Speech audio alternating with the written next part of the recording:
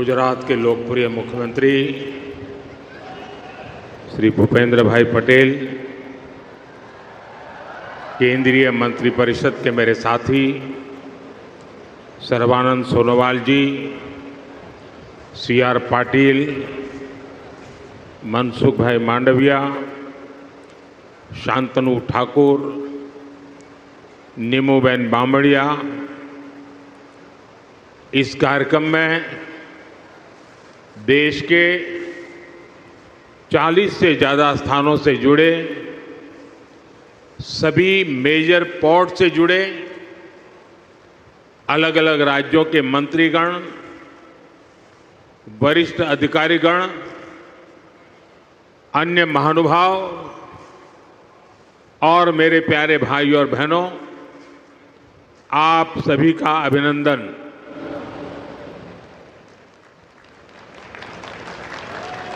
अपना भावेड़ा भावनगरे तो आज वट पाड़ी दीधो। हाँ, हवे करंट आयो।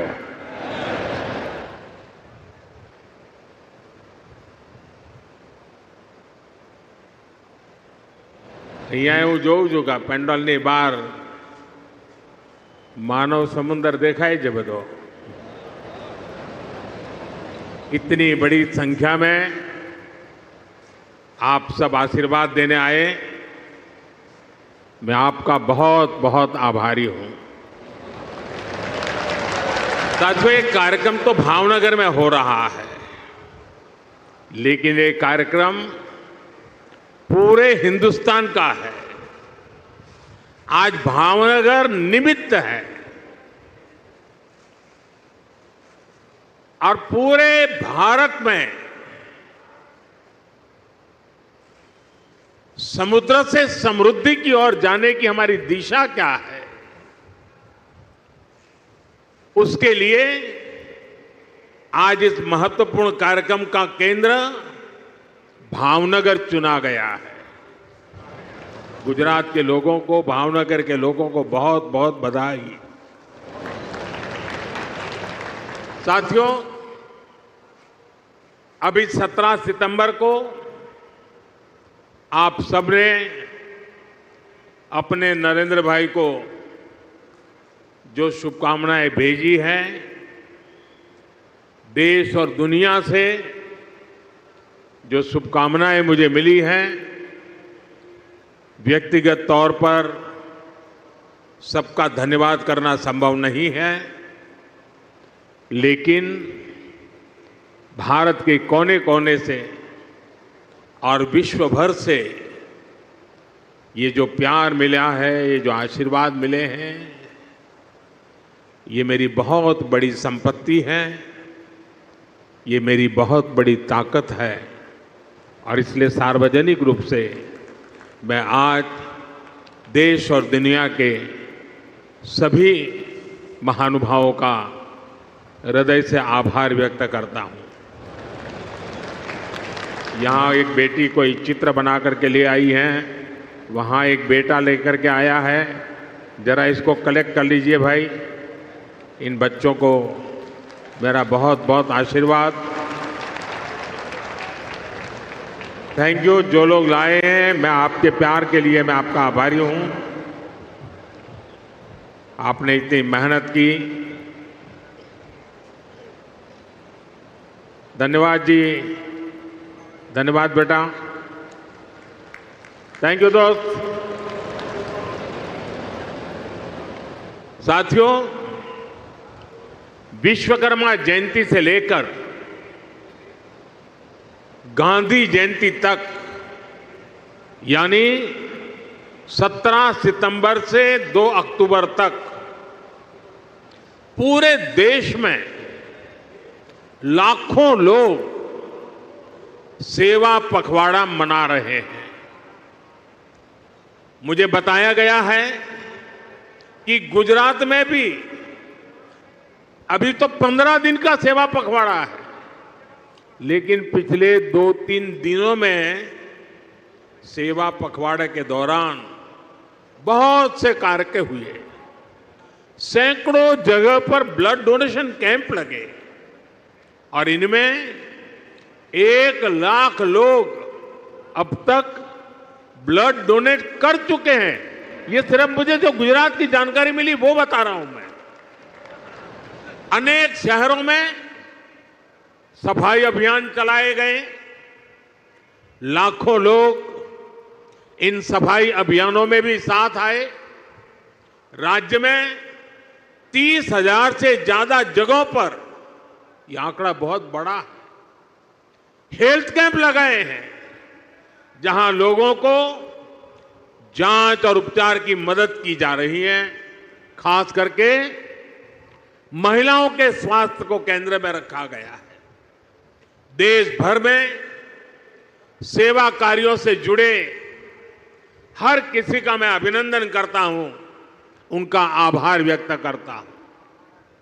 साथियों, आज इस आयोजन में मैं सबसे पहले कृष्ण कुमार सिंह जी का पुण्य स्मरण करता हूं। सरदार साहब के मिशन से जुड़ते हुए उन्होंने भारत की एकता के लिए बहुत बड़ा योगदान दिया। आज ऐसे ही महान देशभक्तों की प्रेरणा से हम भारत की एकता को मजबूत कर रहे हैं। एक भारत श्रेष्ठ भारत की भावना को मजबूत कर रहे हैं। साथियों, आज मैं ऐसे समय में भावनगर आया हूं जब नवरात्र का पावन पर्व शुरू होने वाला है। इस बार जीएसटी में कमी की वजह से बाजारों में रौनक भी और ज्यादा रहने वाली है। और ये उत्सव के इसी माहौल में आज हम समुद्र से समृद्धि का महा उत्सव मना रहे हैं। ભાવનગરના ભાઈઓ મને માફ કરજો, મારે હિન્દીમાં એટલા માટે બોલવું પડે છે કે દેશભરના લોકો આમાં જોડાયેલા છે। દેશભરના લાખો લોકો જ્યારે કાર્યક્રમમાં જોડાયા છે તો આપની ક્ષમા માંગીને મારે હિન્દીમાં જ વાત કરવી રહી। साथियों, 21वीं सदी का भारत आज समुद्र को बहुत बड़े अवसर के रूप में देख रहा है। थोड़ी देर पहले यहां पोर्ट लेड डेवलपमेंट को गति देने के लिए हजारों करोड़ रुपए के प्रोजेक्ट का शिलान्यास और उद्घाटन किया गया है। देश में क्रूज टूरिज्म को प्रमोट करने के लिए आज मुंबई में इंटरनेशनल क्रूज टर्मिनल का भी लोकार्पण किया गया है। भावनगर के, गुजरात के विकास से जुड़े अनेक प्रोजेक्ट्स भी शुरू हुए हैं। मैं सभी देशवासियों को और गुजरात के लोगों को भी बहुत बहुत शुभकामनाएं देता हूं। साथियों, भारत आज विश्व बंधु की भावना से आगे बढ़ रहा है। दुनिया में हमारा कोई बड़ा दुश्मन नहीं है। सच्चे अर्थ में अगर हमारा कोई दुश्मन है तो वो है दूसरे देशों पर हमारी निर्भरता। यही हमारा सबसे बड़ा दुश्मन है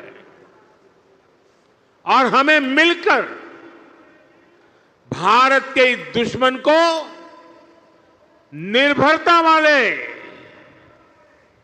दुश्मन को हराना ही होगा। हमें ये बात हमेशा दोहरानी है, जितनी ज्यादा विदेशी निर्भरता उतनी ज्यादा देश की विफलता। विश्व में शांति, स्थिरता और समृद्धि के लिए दुनिया की सबसे बड़ी आबादी वाले देश को आत्मनिर्भर बनना ही होगा। हम दूसरों पर आश्रित रहेंगे तो हमारा आत्मसम्मान भी चोटिल होगा। 140 करोड़ देशवासियों के भविष्य को हम दूसरों पर नहीं छोड़ सकते। देश के विकास के संकल्प को हम दूसरों की निर्भरता पर नहीं छोड़ सकते। हम भावी पीढ़ी के भविष्य को दांव पर नहीं लगा सकते। और इसलिए भाइयों बहनों, આપણે ત્યાં ગુજરાતીમાં કે ભાઈ 100 દુઃખોની એક દવા। 100 दुखों की एक ही दवाई है और वो है आत्मनिर्भर भारत। आत्मनिर्भर भारत। लेकिन इसके लिए हमें चुनौतियों से टकराना होगा। हमें दूसरे देशों पर अपनी निर्भरता लगातार कम करते जाना होगा और अब भारत को आत्मनिर्भर बनकर दुनिया के सामने मजबूती के साथ खड़ा होना ही होगा। भाइयों और बहनों, भारत में सामर्थ्य की कोई कमी नहीं है, लेकिन आजादी के बाद कांग्रेस ने भारत के हर सामर्थ्य को नजरअंदाज किया। इसलिए आजादी के 6-7 दशकों बाद भी भारत वो सफलता हासिल नहीं कर पाया जिसके हम हकदार थे। इसके 2 बड़े कारण रहे। लंबे समय तक कांग्रेस सरकार ने देश को लाइसेंस कोटा राज में उलझाए रखा, दुनिया के बाजार से अलग थलग रखा और फिर जब ग्लोबलाइजेशन का दौर आया तो सिर्फ इंपोर्ट का ही रास्ता पकड़ लिया गया और उसमें भी हजारों लाखों करोड़ों के घोटाले कर दिए गए। कांग्रेस सरकारों की नीतियों ने देश के नौजवानों का बहुत नुकसान किया। इन नीतियों ने भारत की असली ताकत को सामने आने से रोक दिया। साथियों, देश का कितना नुकसान हुआ है इसका एक बहुत बड़ा उदाहरण हमारा शिपिंग सेक्टर है। आप भी जानते हैं कि भारत सदियों से दुनिया की एक बड़ी समुद्री ताकत था। हम दुनिया में शिप बिल्डिंग के सबसे बड़े सेंटर हुआ करते थे। भारत के तटीय राज्यों में बने जहाज देश और दुनिया के व्यापार कारोबार को गति देते थे। यहां तक कि आज से 50 साल पहले तक भी हम भारत में बने जहाजों का उपयोग करते थे। उस दौर में भारत का 40% से अधिक इंपोर्ट एक्सपोर्ट देश में ही बने जहाजों से होता था। लेकिन फिर देश का शिपिंग सेक्टर भी कांग्रेस की कुनीतियों का शिकार हो गया। कांग्रेस ने भारत में जहाज निर्माण पर जोर देने के बजाय विदेशी जहाजों को किराया भाड़ा देना बेहतर समझा। इससे भारत में शिप बिल्डिंग इकोसिस्टम ठप हो गया। विदेशी जहाजों पर निर्भरता यह हमारी मजबूरी बन गया। परिणाम यह हुआ कि 50 साल पहले जहां 40% व्यापार भारतीय जहाजों पर होता था, वो हिस्सा घटकर सिर्फ 5% रह गया। यानी अपने 95% ट्रेड के लिए हम विदेशी जहाजों पर निर्भर हो गए।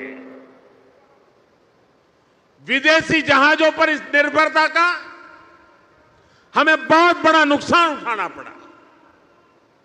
साथियों, में आज देश के सामने कुछ आंकड़े आप सबके सामने रखना चाहता हूं। देशवासी ये जानकर हैरान रह जाएंगे कि आज भारत हर साल करीब $75 बिलियन यानी लगभग 6 लाख करोड़ रुपए 6 लाख करोड़ रुपए विदेशी शिपिंग कंपनियों को शिपिंग सर्विसेज के लिए देता है, किराया देता है। ये आज भारत का जितना डिफेंस बजट है, करीब करीब उतना पैसा किराए में दिया जा रहा है। आप कल्पना कीजिए 7 दशकों में कितना पैसा हमने सिर्फ भाड़े के रूप में दूसरे देशों को दिया है। हमारे पैसों से विदेशों में लाखों नौकरियां बनी हैं। सोचिए, इतने सारे पैसे का अगर एक छोटा सा हिस्सा भी अगर पहले की सरकारें अपनी शिपिंग इंडस्ट्री पर लगाती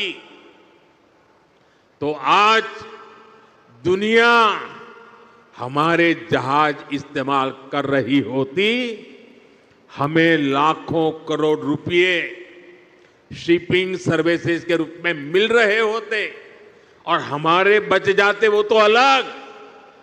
साथियों, भारत को अगर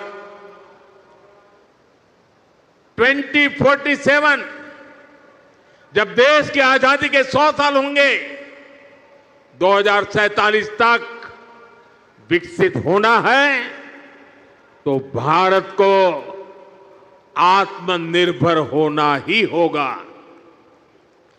आत्मनिर्भर होने के अलावा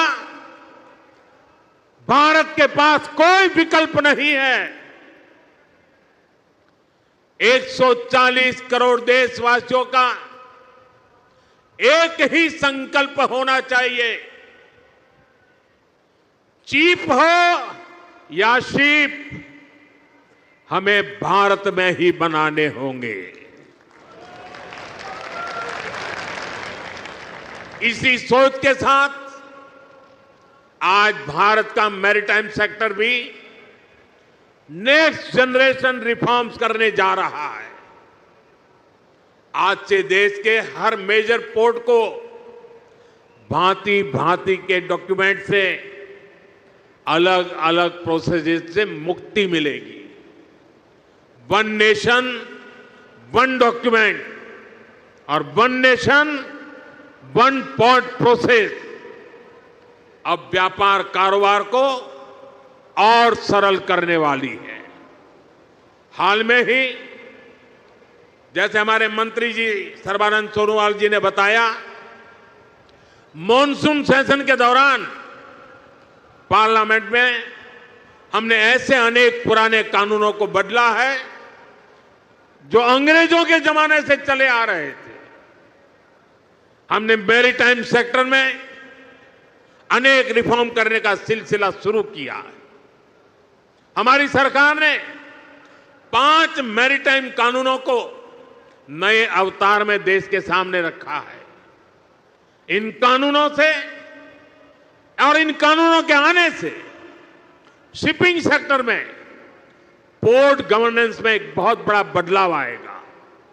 साथियों, भारत सदियों से बड़े बड़े जहाज बनाने में एक्सपर्ट रहा है।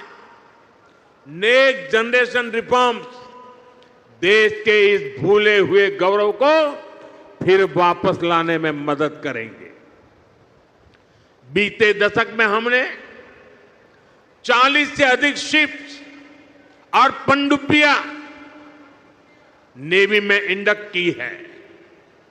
इनमें से 1-2 तो छोड़ दें तो ये सब हमने भारत में ही बनाई है।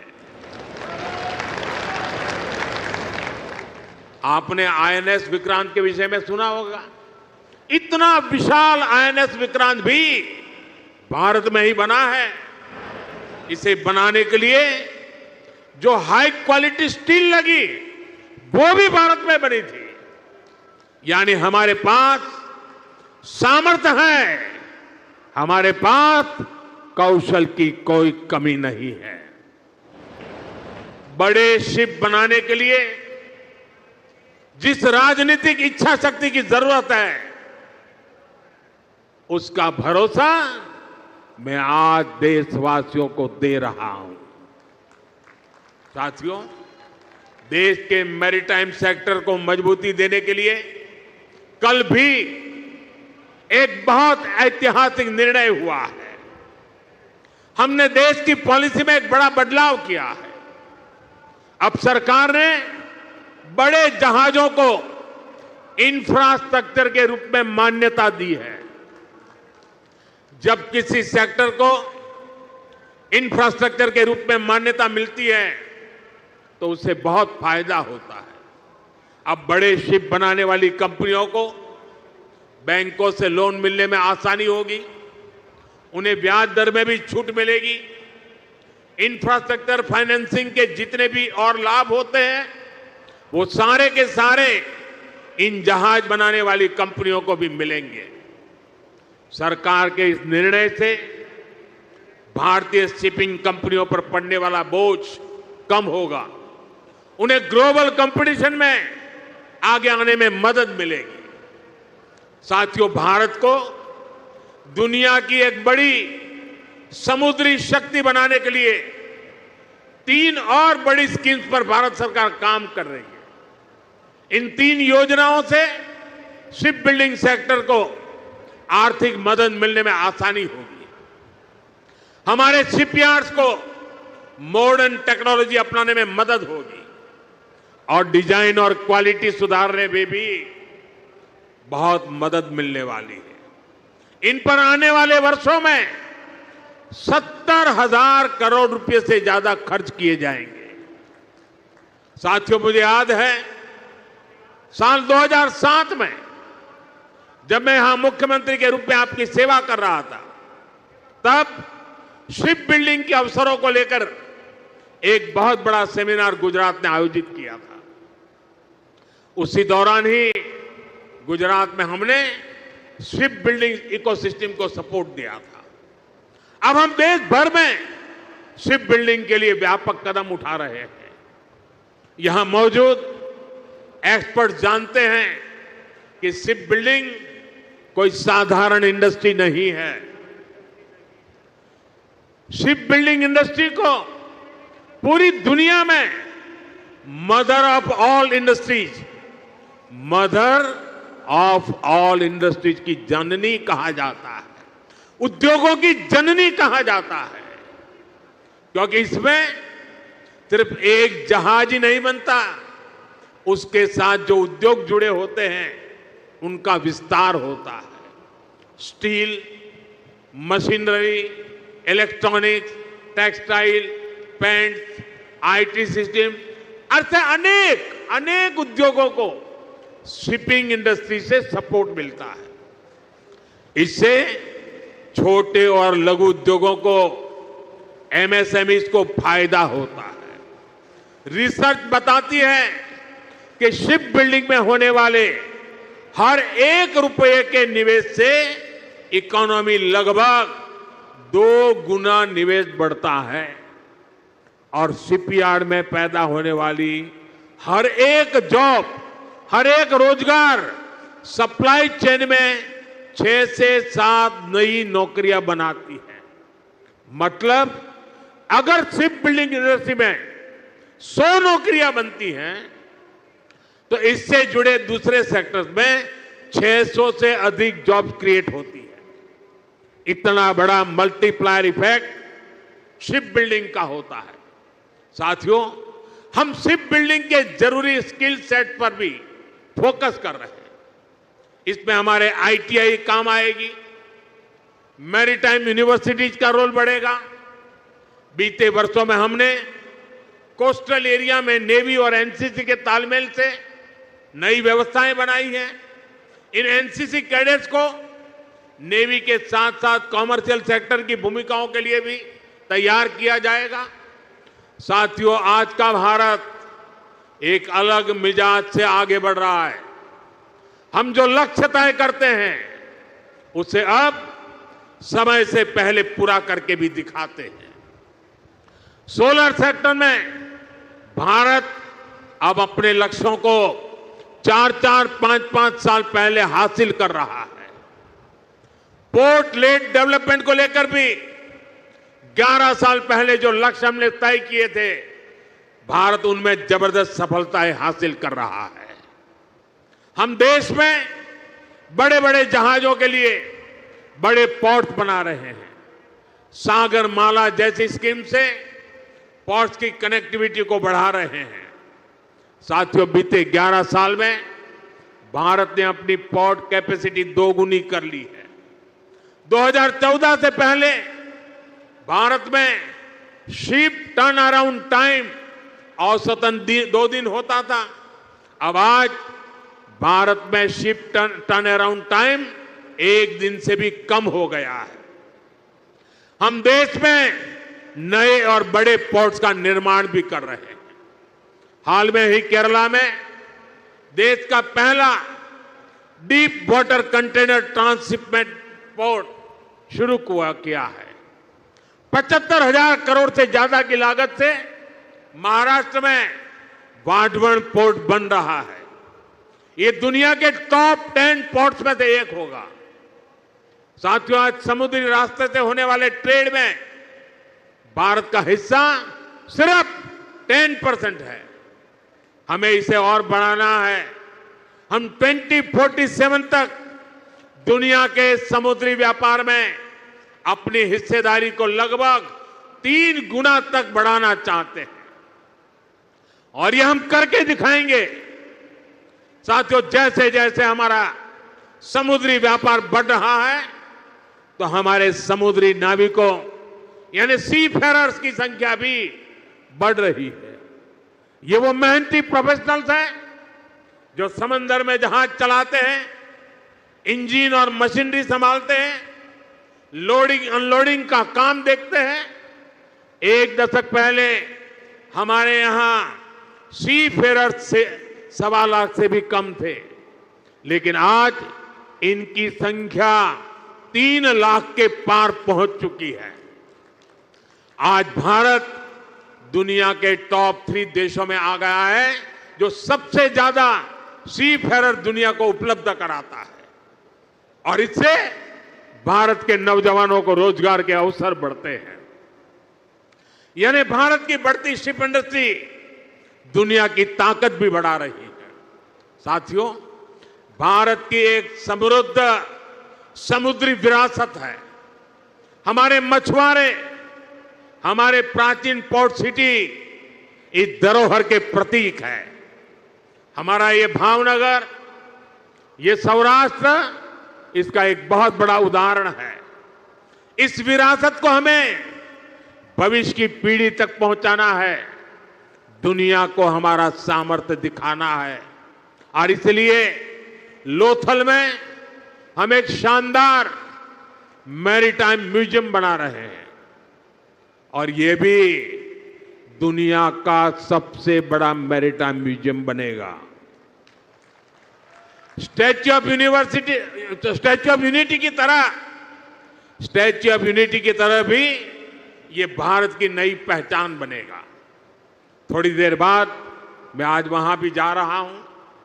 साथियों, भारत के समुद्री तट भारत की समृद्धि के प्रवेश द्वार बनेंगे और मैं बड़े गर्व के साथ और मैं दूर तक का देख सकता हूं कि भारत के समुद्री तट भारत की समृद्धि के प्रवेश द्वार बनने वाले हैं। मुझे खुशी है कि गुजरात की एक कोस्टलाइन भी एक बार फिर यहां के लिए वरदान बन रही है। आज ये पूरा क्षेत्र देश को पोर्ट लेड डेवलपमेंट का नया रास्ता दिखा रहा है। आज देश में समंदर के रास्ते जितना कार्गो आता है उसका 40% गुजरात के पोर्ट्स हैंडल करते हैं। अब इन पोर्ट्स को डेडिकेटेड फ्रेट कॉरिडोर का भी फायदा मिलने वाला है। इससे देश के दूसरे हिस्सों तक तेजी से सामान पहुंचाना आसान होगा। इससे पोर्ट्स की एफिशिएंसी भी और अधिक बढ़ेगी। साथियों, यहां शिप ब्रेकिंग का भी एक बड़ा इकोसिस्टम बन रहा है। अलंका शिप ब्रेकिंग यार्ड इसका शानदार उदाहरण है। इससे भी यहां बड़ी संख्या में नौजवानों को रोजगार मिल रहा है। साथियों, विकसित भारत के लिए हमें हर क्षेत्र में, हर सेक्टर में तेजी से काम करना है और हम सब जानते हैं कि विकसित भारत का रास्ता आत्मनिर्भर भारत से होकर जाता है। इसलिए हमें याद रखना है, हम जो भी खरीदें वो स्वदेशी हो, हम जो भी बेचें वो स्वदेशी हो।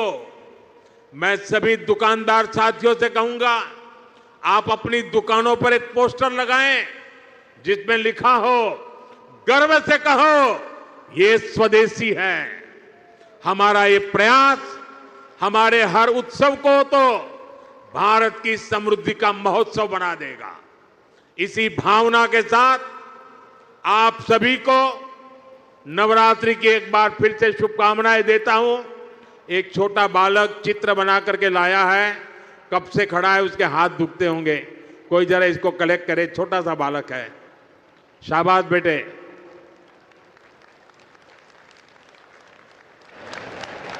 चलो बेटा, तुम्हारा चित्र मिल गया, रोने की जरूरत नहीं बेटा, मिल गया चित्र तुम्हारा मिल गया। अगर तुम्हारा एड्रेस उसमें लिखा होगा तो मैं तुझे जरूर चिट्ठी लिखूंगा।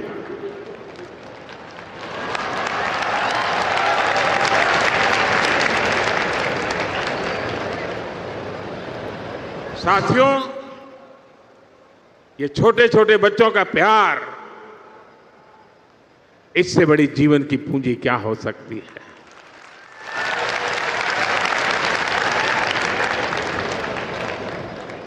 मैं फिर एक बार आज जो भव्य स्वागत सत्कार सम्मान किया, इसके लिए मैं आपका आभार मानता हूं।